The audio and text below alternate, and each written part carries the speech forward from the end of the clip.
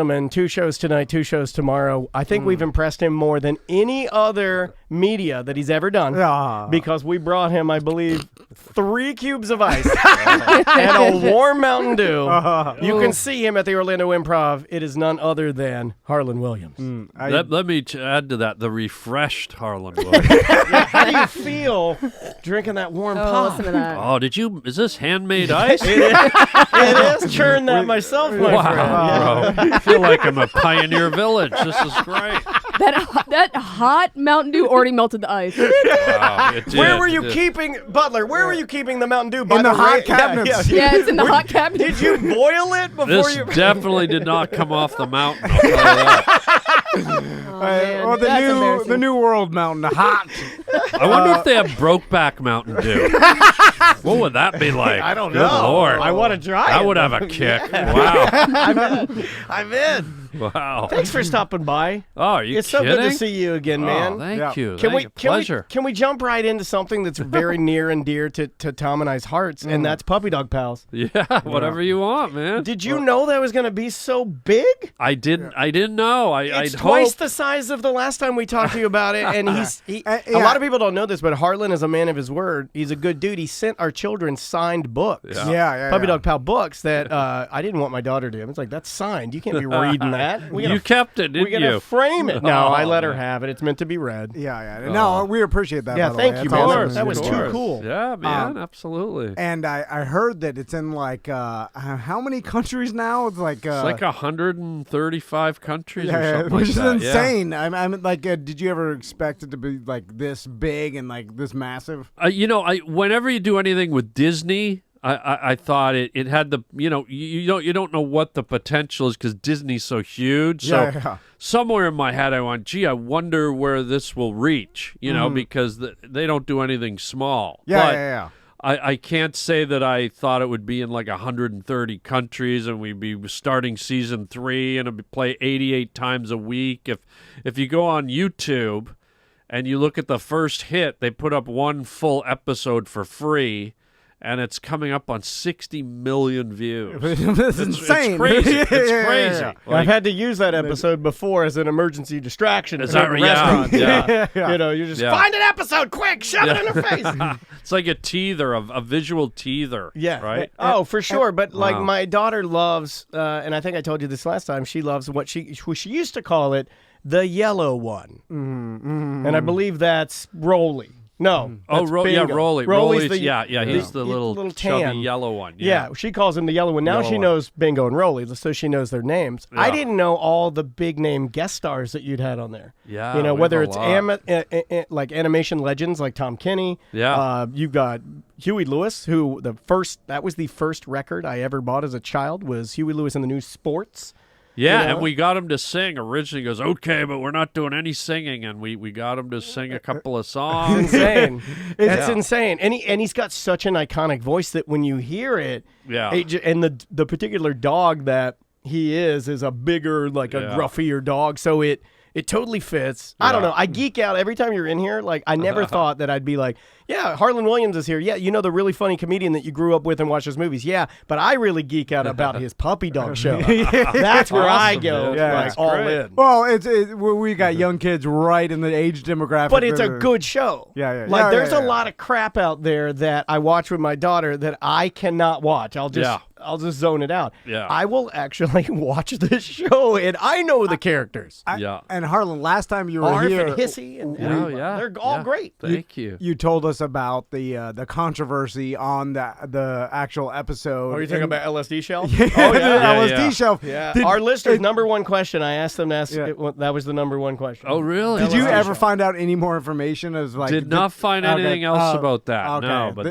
that was, I think, the first episode. Somebody slipped that in, and yeah, we haven't had any little weird things like that since. Okay. But it was kind of cool. But did you find out if the person actually did it on purpose? Because it could have been a coincidence, right? Or no? We don't know, but I doubt it. I Okay. mean, it's Yeah. like I mean, you Pretty know, exact, the, yeah. the LSD molecule has a very specific design, you know. So Did you know? This is Oh embarrassing. boy. This is Here going to we be go. embarrassing. Here we go. I believe on a Reddit thread about Puppy Dog Pals that talks about the infamous LSD shelf, and then somebody had a theory, and I tend to believe this because I don't think somebody was like trying to like pull one over on that, because I feel like when you're working at that level of animation, and for, like you said, Disney, you wouldn't want to screw it up, right? Like I know I wouldn't. And that is an actual shelf that you can buy. And their fan theory is that somebody saw it, used it as inspiration, didn't know. That's possible, yeah. Because you can actually buy that LSD shelf. You know, it's one of these things that, you know, like if you're if you're really into science or, you know, the periodic table, you know, so that was their fan. It's the type of thing they'd sell at Urban Outfitters or something like that. Yeah. That's totally possible. That's what I think happened. Who knows? Along those same lines of thought, and like with your stand-up, Harlan, you know, I doubt there's anybody out there ripping your bits off. It's impossible. Yeah, because it's very unique to you, Harlan. You couldn't do it. But do you believe in the realm of stand-up that there are people that think of the same things and are comedians and do the same bits without ripping each other off or anything? It's just the same line of thought. I mean, there's only a certain amount of things that, I mean, there's so many people out there and so many comics that you think that happens more often than not. Absolutely. Yeah.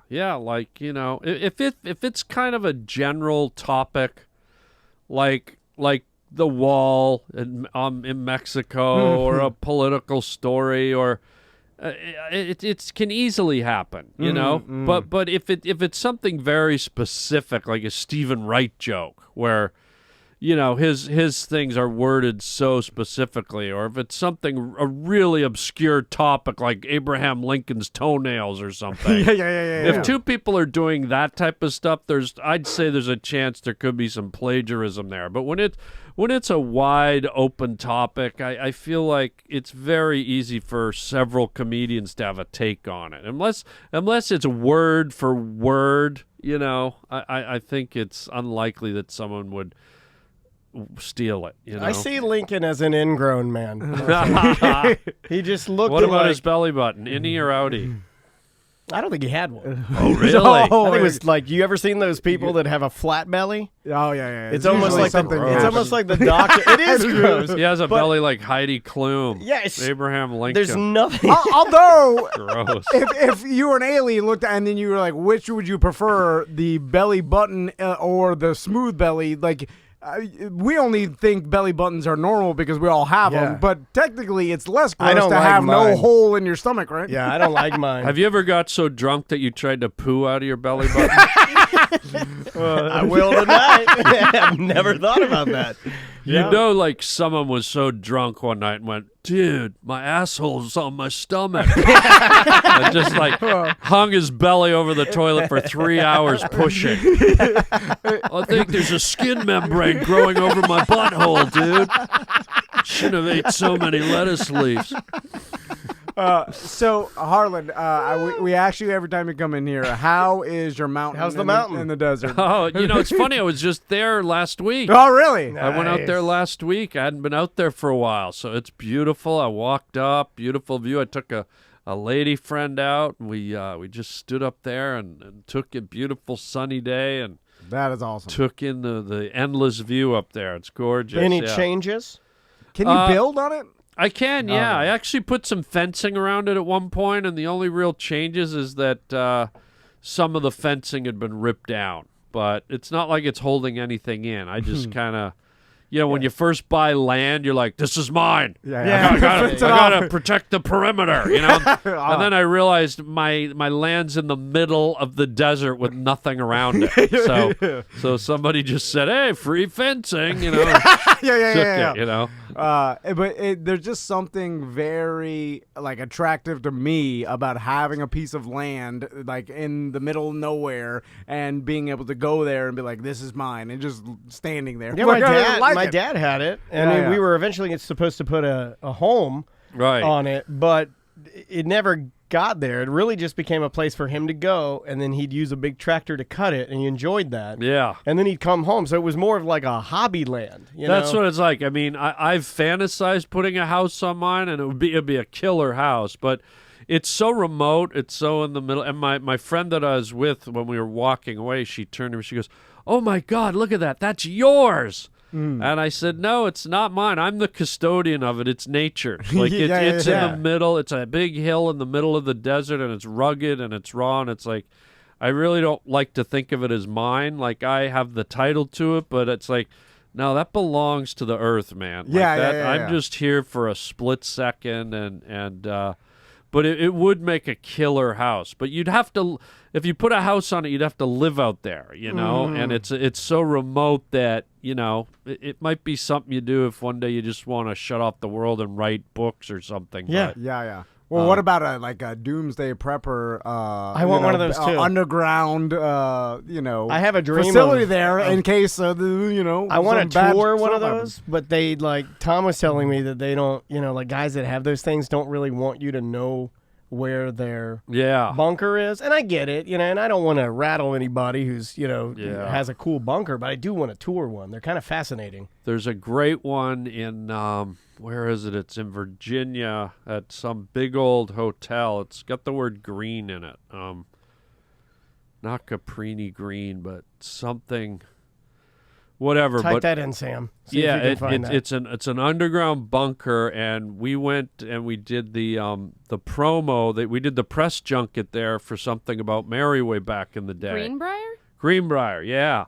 And it's this really old hotel, like it's 100 years old. It's kind of like the Overlook, really old. And I was there, and one of the guys was giving me a tour of it one of the days, and we walked into the ballroom. They had a big ballroom, and he goes, look around. What do you see? And I go, it's a beautiful ballroom. And he goes, keep looking. And I look. I go, what are you talking about? And then one of the walls, there was like this little handle in the wall, and he goes, look at this. And he started to move it, and it was like a lead door like this thick. And he slid it open, and he took me down to this whole underground bunker with a hospital, a full-blown kitchen, generators. It was one of the premier sites for, like, if the big one happened for the president and all. It was kept secret for years with this hotel as kind of the decoy. Wow. It's really cool. Now you can tour it. It's really cool. That is awesome. Yeah. And Harland, do you know anybody that we were talking about the other day about bunkers and underground bunkers, and there's a lot in Florida, and there's a lot of doomsday preppers and stuff. Because do you need any more hot drink? Are you good? Do we have two more cubes? Is there more ice in there? Butler, can you warm up some more Mountain Dew? Thank you. Delicious soup. But we've talked about there's these billionaires that have these bunkers and the Swiss Alps and stuff in different countries, and they have hydroponics for growing their food. Yeah, they're seed really chamber, big. And then I love it. Have you heard about any of that, or known anybody in the Hollywood scene that has I don't know anyone who has that, but I've definitely heard about it. Yeah, I mean, I think it would be a cool world to live in. It's weird because since I was a little kid, I've always fantasized about roaming the earth after everything was gone. Yeah. Like a lot of people are freaked out about it and scared, and I'd be like the Book of Eli guy. I'd be like, I would love it. Like I used to tell my buddies, I'm like, man, if everything would just go away, I'd love to just wander the streets with a vest full of bullets and a dead zebra skull and an old twister board. Like that's the thing, when everything's gone, who cares what you got? You could just have all kinds of weird stuff. I'd be pooing out of my belly button all over the place. You gotta open up my backpack. What's in there? 17 frisbees. Yeah. Why not? Yeah. Awesome. Nobody to play it with either, though. Yeah. That'd be kind of boring. But you could just throw them at mannequins' faces and stuff. Yeah, that would be cool. Breaking glass, destroying things that don't need to be there would be kind of fun. Oh, it'd be great. Yeah, it'd be easy. It'd be an interesting world, It seems, Harland, that you are more into nature and just being out in nature and being out alone but on the opposite of that, you entertain people every single weekend and stuff so do you like both? Do you like being alone with in nature by yourself or secluded, or do you like being around a lot of people, or do you just like entertaining them and then going back to being alone? I love both. It's a balance. I really love like interacting with people and stimulating them with whatever I do, humor or entertainment or whatever. But I also really appreciate just going to places where there's nobody, you know?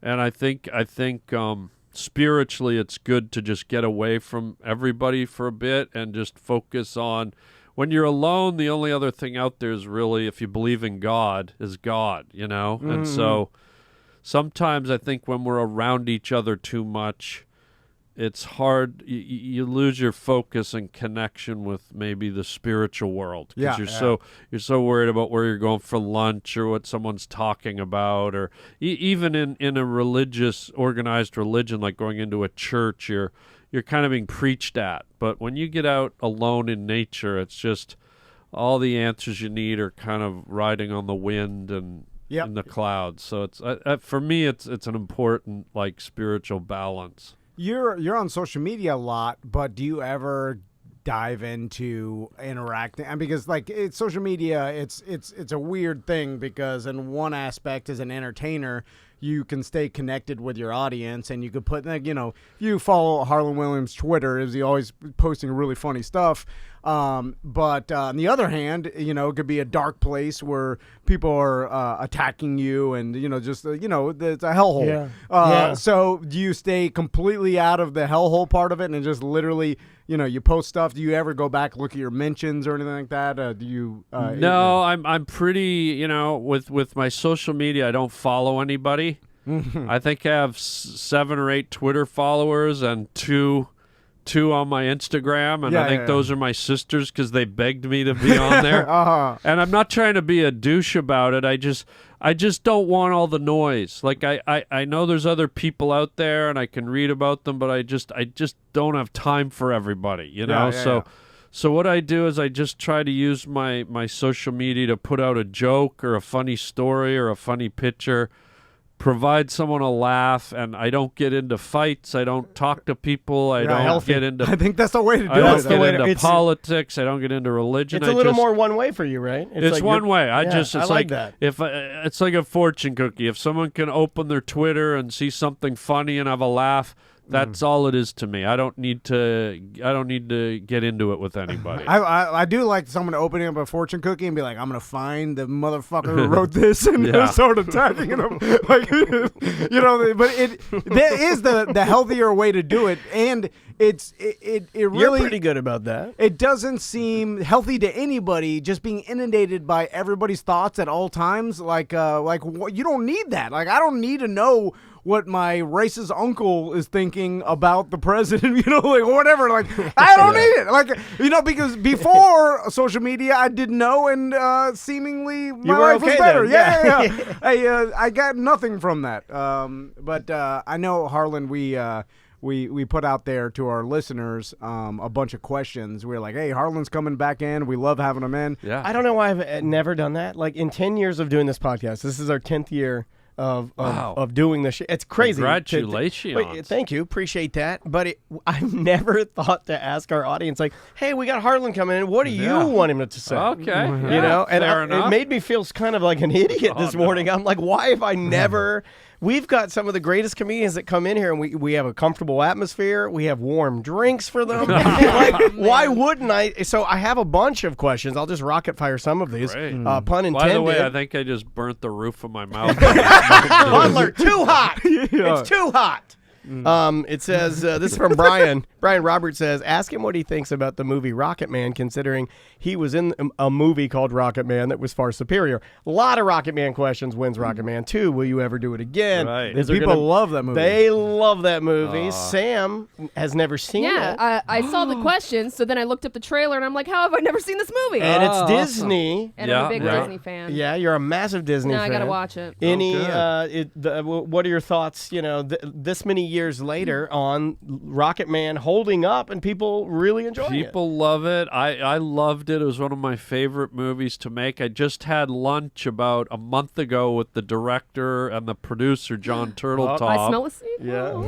And we've talked about a sequel. I don't know if it'll happen. You know, I'm getting a little older, a little grayer, but and it wasn't one of those movies that made a crap ton of money. So I don't know if it would ever happen, but if it ever did, I would do it in a heartbeat because I had such a great time, and I loved the character and I loved the movie. And as far as the new Rocket Man movie about Elton John, it's actually, I saw that too. It's actually done really well. So, but it's obviously a whole different movie. But, Yeah. But yeah, I love Rocket Man. So let me jump through a few more of these. Tony, who works with us, our social media manager, he says, with him being a writer, musician, podcaster, actor, and comedian, if you had to pick one that would be your passion, and or which one would be your passion, and where would you focus? I think if I had to narrow it down to one, I'd probably, at this point in my life, just do movies. Because movies are the thing that has the most staying power, I think. I think movies linger longer, and they stay with people longer. 22 years, we just covered that, right? Like, Yeah. I mean, like, there's amazing. so many Rocket Man comments in here. It's ridiculous. It's amazing. But even, when you look back at the movies, the classics like Orson Welles and Casablanca, and like any classic movie, like a lot of other stuff gets forgotten along the way, like TV and stuff like that. So well, it's almost like you read this thread, because next question was, how was it working in down Periscope? Did you get to visit a real submarine? Then underneath that, people go off again about another underrated movie, and then they want another sequel. Well, yes, we did work on a real submarine. It's called the Stingray. Actually, it's called the SS Pompano, but we renamed it the Stingray for the movie. And the submarine, it was a diesel submarine, and it still exists. It's in the harbor in San Francisco. If you go for a walk down in the harbor in the real tourist area, the submarine is actually sitting in the water, and you can go on a tour of it. But they dragged it out to our set, which was further away out to sea.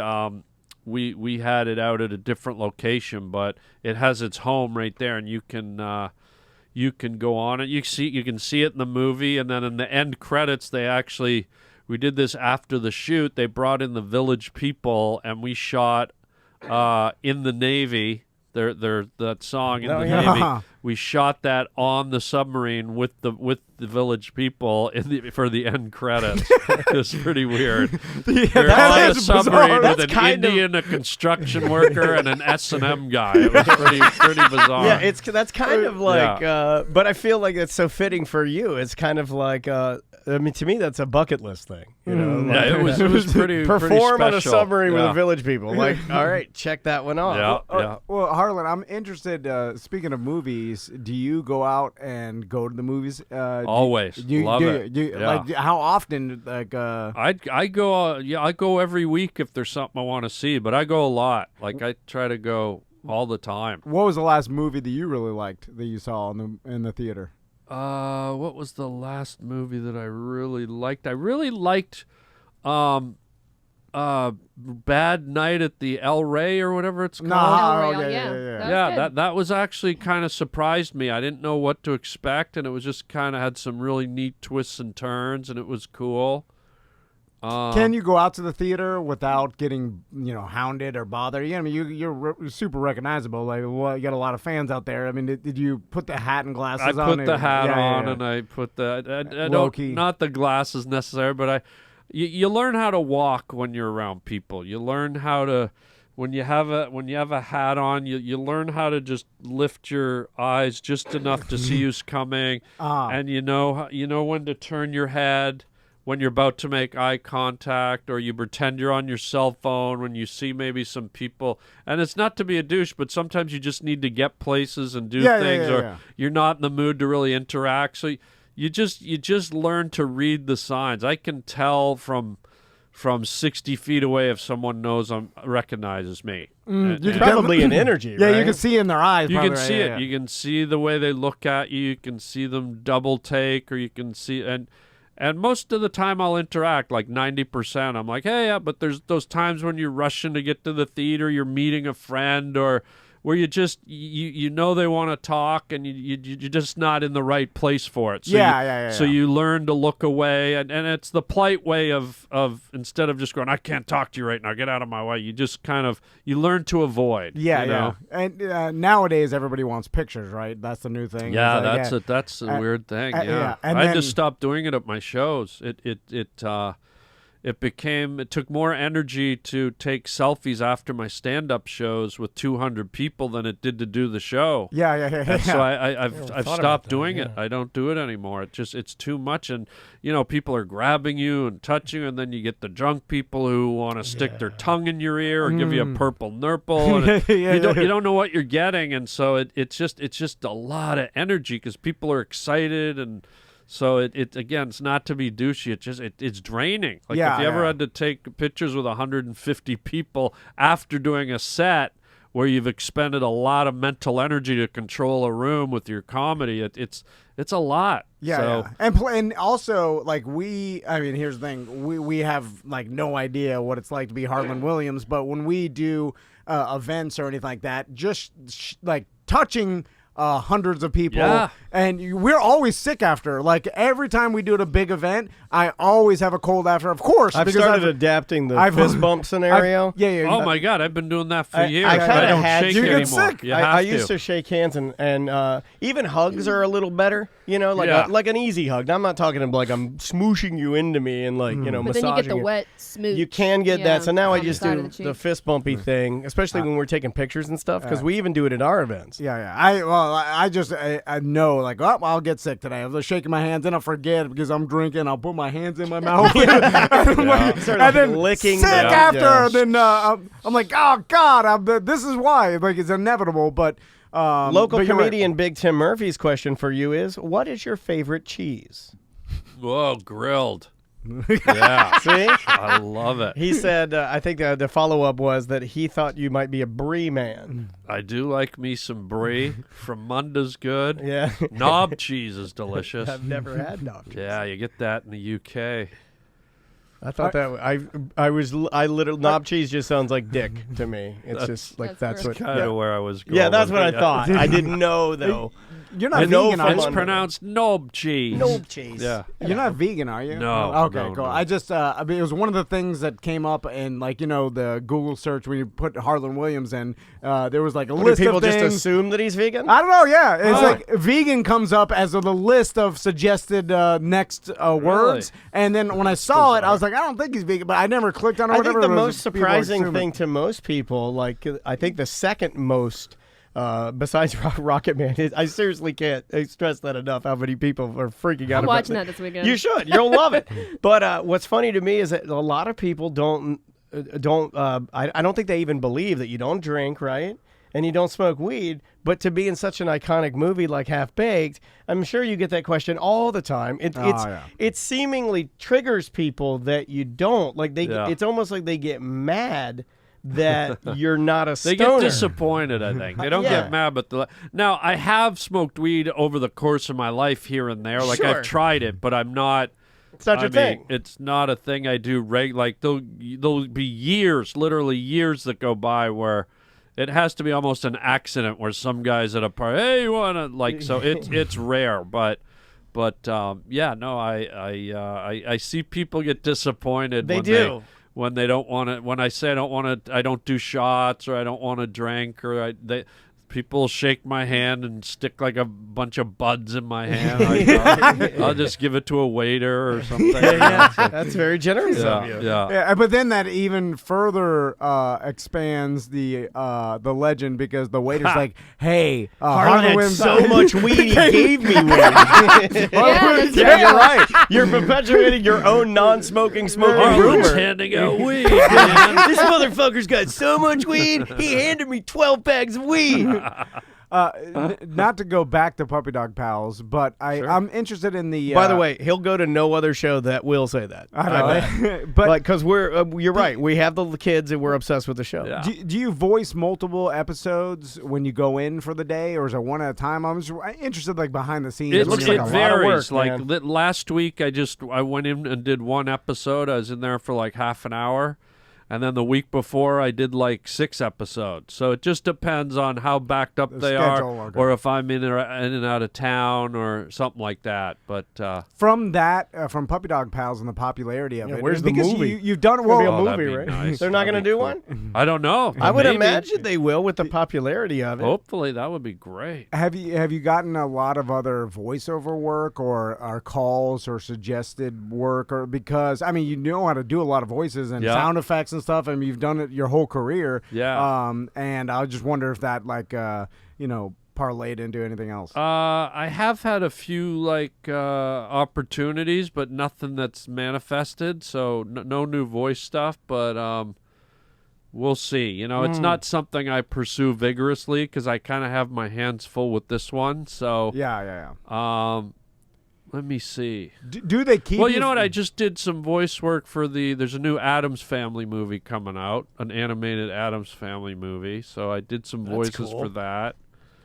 There's a few things. I can't remember them all, but there's a few voice things I've done, but not like a steady another animated show. But, are all of the characters? Do you write those? Do you have a team of people? We have a writers' room, so we have about usually between 4 and 6 writers in the room, and That's gotta be fun, and then man. a story editor who's like the head writer, and then I punch up every script. I get every single script and do a final pass on it. Oh, wow. And add jokes and bits and things like that. Captain Dog, Bark Knight, Captain two Dog, of my favorite characters. Yeah. Bark Knight especially, because I was like, why didn't I think of that? That's brilliant. Captain Dog is voiced by Patrick Warburton. Warburton. Yeah. He does a great job. I mean, if anybody goes to the Wikipedia or IMDb and you just look at the amount of people that you've got, you're going to recognize more than half of them. Yeah. Sherry O'Terry. Yeah, she's that's a amazing. blast from the past too, because she's the best. I was like, yeah. what happened to her? It used to be one of my absolute favorite comedians, and then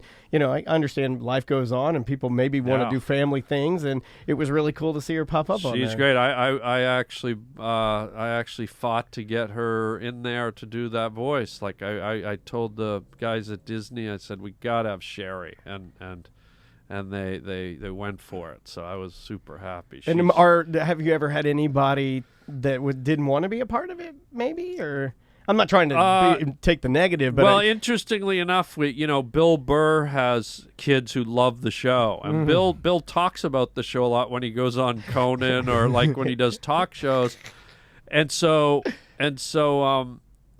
I asked Bill. I said, Bill, would you want to do a voice? He goes, are you kidding me, man? Like I would love to do a voice. So I said, okay, man, I'm gonna set it up. So I went in and talked to the guys at Puppy Dog Pals. I said, Bill wants to do a voice, and they're like, great. And so I told Bill, I said, we're working on a script for you, and I said, do you want to sing? Do you want to do a song? He goes, oh yeah, I'd love to sing. this is awesome. And so they ended up doing a script where we weren't able to find a song, but I think we're gonna do that down the road. We talked to him about it, but this one was just a voice thing, and so. So we sent it out, the voice people sent it out to his people, and we got a message back, yeah, Bill's not interested.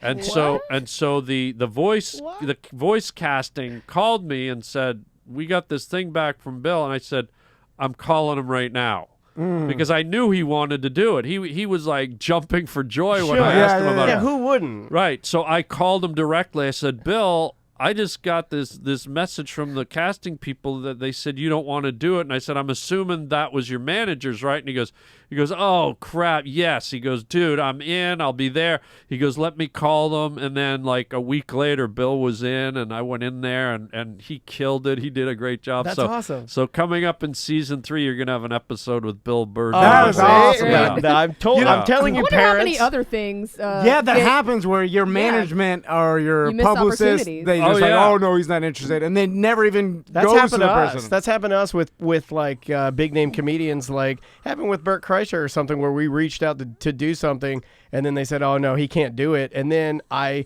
got a Twitter message from him, like a private message, where he's like, "Hey, I thought I was coming in," and I'm like, "No, your people said you were too busy to do it. They canceled it for you." But I think with Puppy Dog Pals, though, I mean, Bill's not in the kids' world like that, and so he probably didn't mention it to them, and so when it came across their desk, like, they're only 11-minute episodes, so Bill only had probably about 12 lines, right? Yeah. So they saw him, went, what, 12 lines, like $800? Like, no, you pass, yeah. But little did they know, Bill loves the show. His kids love the show, so that's why I had to get involved directly. But he loved it. He had a great time. I went in and what that a snag too. He was in the booth, and he did a great voice. He was fantastic. So we're hoping to do more with him. I've been telling you, parents, it's a fun show to watch. That gives me one. Now I'm even more excited about the new season. I just this week told the casting people to reach out to Theo Vaughn. He's a guy that we've had him in here. Yeah, he's one of my faves. He would be great, and with that.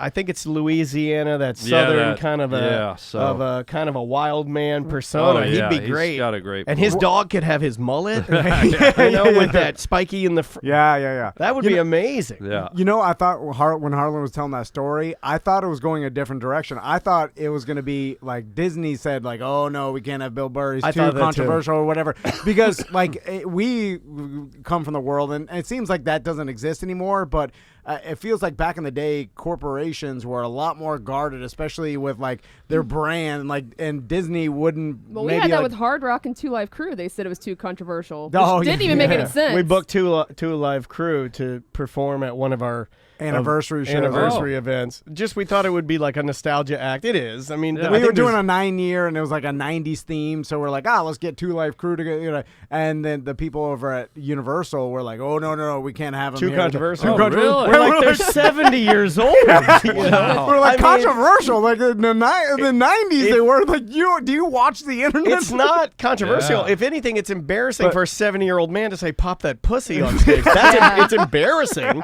It's not controversial. I mean, so we had to cancel the whole thing. And it really bummed us out. Do you feel like it's a lot more open? Like, were you surprised at all? Like Disney didn't have a problem with? I mean, here's the thing. Like you are iconic for like Half Baked and stuff, and now so is that all out the window? And like no, it's weird. I think.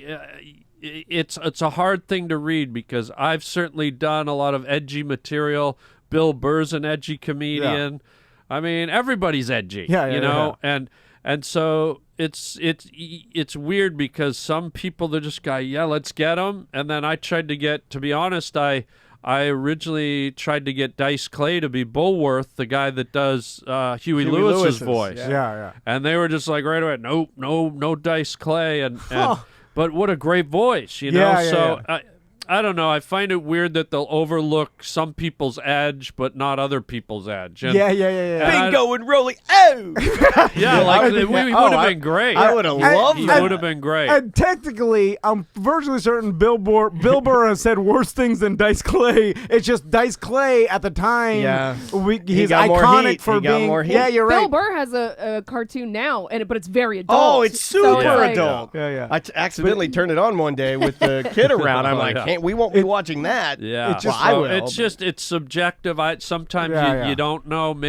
Maybe someone had a bad history with someone, or maybe. But in the end, I feel like it doesn't matter anymore. I mean, unless someone's like doing something like committing a crime or murdering or being racist or something. Yeah, like then you don't want that. Yeah. But if it's just someone who's had a controversial career where they've said edgy things, or like who hasn't? What entertainer doesn't have something in their resume that wasn't edgy or out there, you know? Even if it was an acting role, you know, you could be, Daniel Day-Lewis seems like a really like kind of straight shooter, but if you took some of his roles and some of his lines out of context, you'd be like, oh my goodness. Yeah, that's true. That's an excellent point.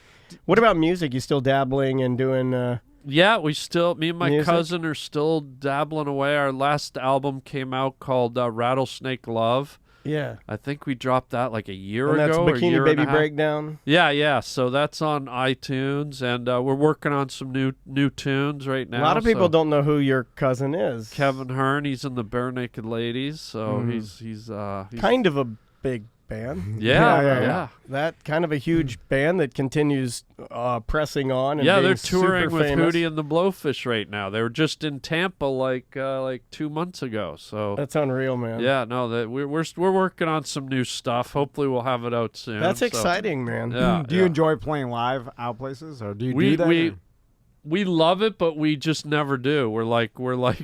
we're a band that we've played live before, but probably 10 times. Yeah. Because you're both touring all the time. It's probably hard to get together. He's in Toronto, I'm in Hollywood, and it's just too hard. So have you ever thought about mixing, like maybe in the future, like doing, because there's been other comedians we talked to about this. I think. Oh, you mean like combining? Yeah, I think. Conan's the only one that I've seen do that. When I saw him at the Fox Theater in Atlanta, it was right after, obviously he had been. The Tonight Show debacle, that whole mess. Yeah. And so he was under contract. Remember, it was like I think it was like legally. You couldn't do any shows. But the title of the tour was something about like legally not allowed to be on television tour.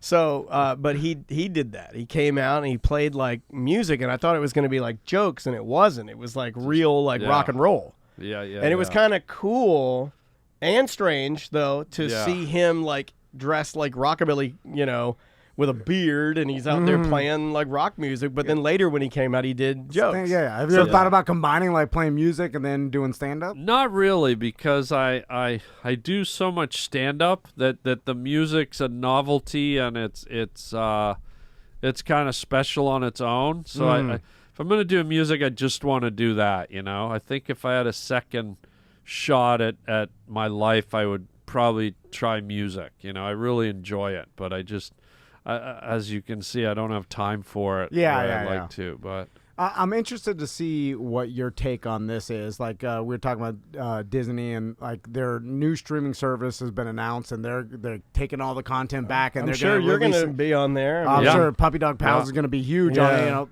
worldwide. So. They got the money, and they so. What is your take on like how people are consuming entertainment now, and the streaming services, and everything's seemingly on demand, and there's so much content out there and limited at this point. Like you can go on any of these streaming services and never run out of content. It's unlimited. Do you think it's watering down the entertainment world and making audiences smaller? Do you think it's good for entertainers and content? Do you think what do you? I'm sure you've thought about it. Probably. I think it's good in terms of keeping people entertained. Like I think it's great that there's way more content, but I think it's watering down the industry in terms of there's no more movie stars, there's no more television stars, because the way it used to work is, let's say a show like Friends. Mm-hmm. You spent 10 years with Friends, and you waited every Thursday to watch Friends. So it was a special night, and it was a special show, and you stayed with it for 10 years. There's a relationship. And so there, that person was part of your world for 10 years, and in that 10 years, you built this mystique about them that like, oh my God, she's a star. And now megastar. They built megastars. Right. Like every single person in the world knew. Right. And same with movies. You'd wait for a Jack Nicholson movie. Every 2 years, he'd do a movie, and it was an event. But now there's so much stuff. You can watch. Let's say Friends came out today on Netflix as a new show. You'd watch 3 seasons in 3 weeks, and then you'd move on. Yeah. So you don't have time to idolize anymore. You don't have time to build up a personality, because by the time you would ever start to do that, you're like, okay, what's the next binge watch? Yeah. And so celebrities are disposable. Actors are just coming and going. And so all these series now, you don't have time for the adulation and the fandom. You just kind of next. Yeah. And so, it's leading to a lot more work for people and a lot more variety, which is great, but it's kind of whitewashing the whole, Hollywood star and the kind of the mystique of big movie events and celebrity. Now big movie stars are doing movies on Netflix. Big comedians are doing specials on Netflix. It's all kind of, and with all the streaming services like Disney and Amazon and Hulu, Netflix. And there's going to be more. You know what I mean? And now, Jeffrey Katzenberg is starting this new company where they're going to start doing stuff in just like 2, 3, and 10-minute blocks.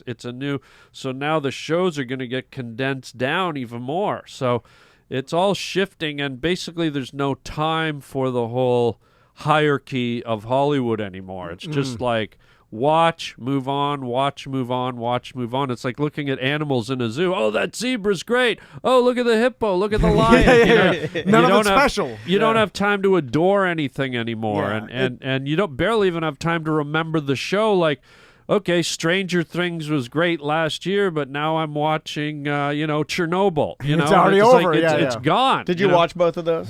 I watched the first season of Stranger Things, but I haven't watched Chernobyl. By the way, the guy who wrote Chernobyl wrote Rocket Man. Oh, What? really? Yeah, That's you believe it? He and operates a wide spectrum. Now you have to watch it. I know. Because you've been nothing God but damn. affected by Chernobyl. I mean, the number of references that she makes and how scared. I'm a nuclear physicist Yeah. now just That by guy's, watching it. well, he's got a range, too. He's got a that Rocket guy. Man, Chernobyl, Hey, it's all science. puking blood.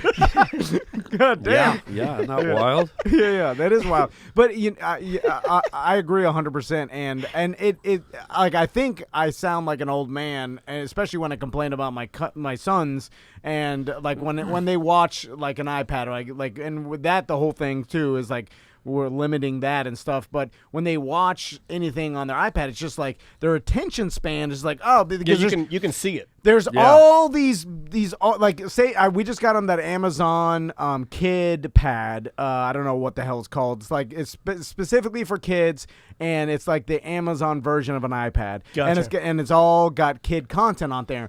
But the whole thing is loaded with tiny boxes of like Batman, all the shows and all the games and and there's so much. There's hundreds of things to choose from, and I feel like my sons are being overwhelmed by it. They're like, because we grew up with like, hey, there was something on TV and you watched it, and then there was a couple options, and so I feel like it's creating an ADD brain where just like, oh, next. Yeah. Like they're like, this is boring, and 5 minutes into a show that's 20 because if minutes. something was boring when we were a kid, we just had to watch it, or we There would was go no other outside, or options. you go play. I mean, or- we only had Channel 2, Channel 6, Channel 9, and 35 was fuzzy. We only had 4 channels. And we had to sit through the commercials Yep. too. Yeah. And now Yeah. you can just skip Yeah, yeah. past them, and with streaming, they don't exist. Period. So, yeah, it's just become a very disposable medium, and I think you can feel it and see it. The public doesn't really idolize celebrities as much as they used to, and it's harder these days. Like, where are the Jack Nicholsons and the Marlon Brandos, and they're kind of. It's hard for them to grow roots because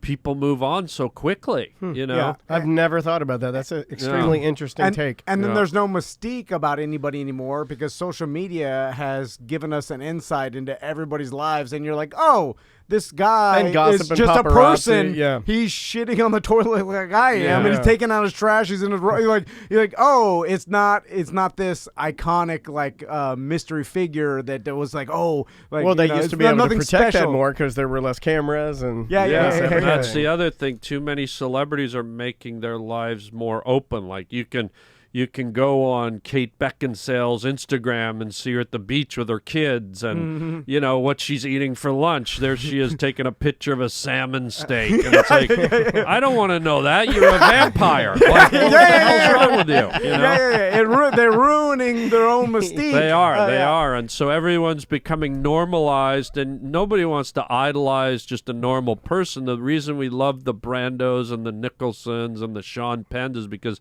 they were larger than life. But social media is making them all kind of just, you can now tweet to your favorite celebrities, and chances are they might tweet back. I find that interesting when I tweet. Like, every now and then I'll get a tweet where someone strikes a chord, and I'll write them back, and people will be like, I can't believe Harland Williams wrote me back. And it doesn't mean that much to me, but what's weird to me is that some guy I don't know never would have been able to get to me 10 years ago. And now here I am talking directly to this guy. Or I did a tweet to Mark Hamill, from Star Wars like a few months ago. I said, challenge to Mark Hamill, I will meet you on the roof of any Olive Garden of your choice in our tidy whities for a lightsaber fight. And he tweeted me back like 2 hours later. well, which Olive Garden is it? I know, I'll be right? there. He declined the offer, but he said keep trying. But like I'd I sit in never the would have been parking able lot to and reach eat my tour Yeah, of yeah, yeah. Italy right? and watch you guys fight. Right, it would have been great. But the fact you can reach out to people, it's kind of cool in one way, but it it normalizes them in another way, and it's like, oh man. So I think we're losing that kind of Hollywood glam aspect of the entertainment industry. We're getting great product, we're getting great shows, but we're losing something in the process, I believe. Yeah, and it's hard too because like our dads and the generations above us said the same thing about us, and then it just like, so I'm like, am I? My dad never said that. Is this a don't ever talk about my father? Well, it's like, is this a problem, or am I being an old man complaining about change? It's just a change, and I guess you could view it as a little bit of a problem. I'm not sure I like the iPad addiction. I worry about that. Yeah, for kids. So when she watches stuff, I make her watch it on the TV.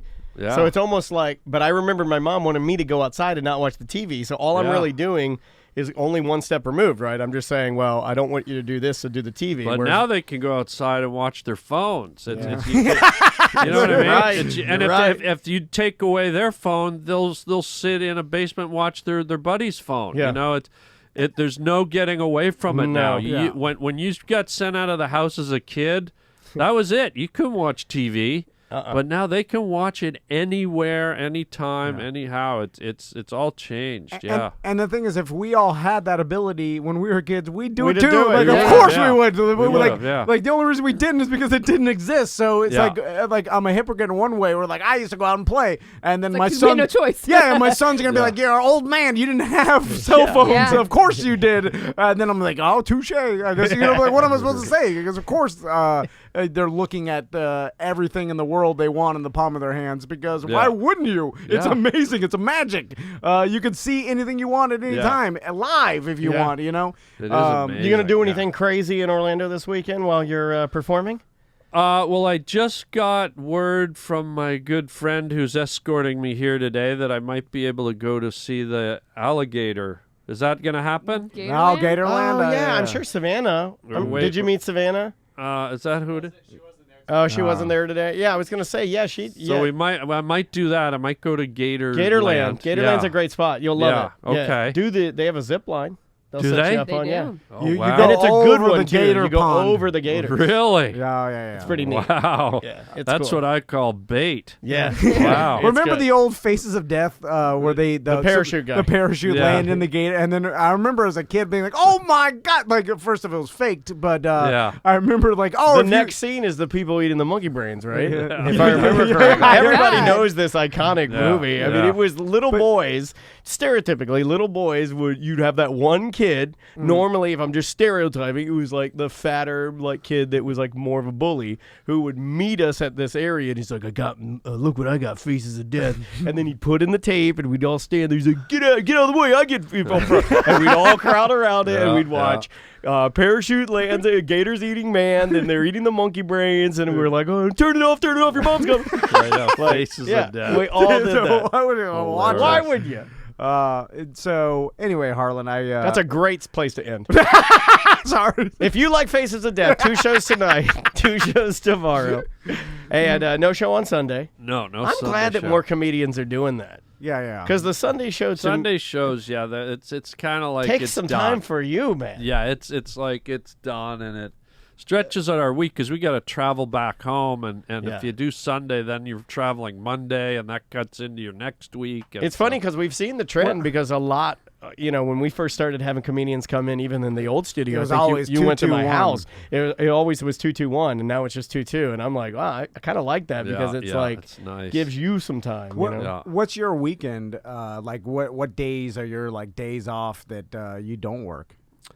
Well, if I'm not on the road doing a tour, I'll have that weekend free, like Okay. back home. So that's scattered throughout the year because I'm not like one of those road guys that does every single weekend. So Gotcha. I try to limit it to the most I'll do is 2 weekends in a month. So, Okay.